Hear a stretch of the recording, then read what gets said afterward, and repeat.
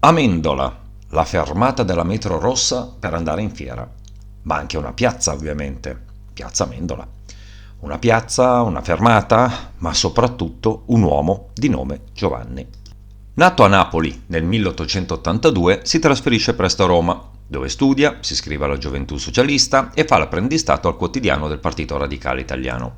Con i moti popolari scoppiati proprio a Milano e la conseguente repressione del governo, Amendola viene arrestato per aver voluto impedire la chiusura della sua sede socialista.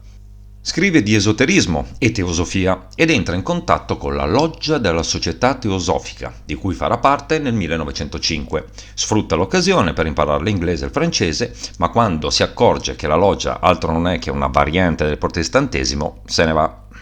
Si sposa con Eva Oskarovna, una scrittrice, traduttrice e saggista, e ne approfitta per studiare la poetica norvegese, scrive per Leonardo, che è una rivista letteraria, e nel frattempo entra ed esce dalla massoneria. Si trasferisce a Firenze, si laurea in filosofia nel 1911 con una tesi su Kant, giusto una robetta semplice, collabora con il resto del Carlino e tenta la carriera accademica, ottenendo la docenza in filosofia teoretica. Ma quando pochi mesi dopo riceve una proposta dal Corriere della Sera, torna a Roma e conclude così la sua avventura accademica.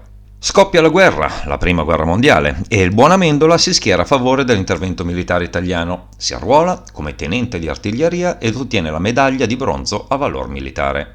Eletto nel 1919 con il partito Democrazia Liberale, entra in Parlamento senza però lasciare l'attività giornalistica, anzi, rieletto nel 1921 nel gruppo Democrazia Unitaria, lascia il Corriere per fondare Il Mondo.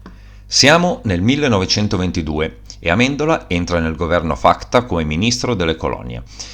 Con l'arrivo di Mussolini sceglie però la linea della ferma opposizione, schierandosi apertamente contro il fascismo. Dirà: il fascismo ha le pretese di una religione, le supreme ambizioni e le umane intransigenze di una crociata. Queste ed altre parole gli valgono un'aggressione. Coalizzerà le opposizioni in quella che verrà chiamata la secessione dell'Aventino e dichiarerà di non voler partecipare alle attività parlamentari fino al ripristino della legalità.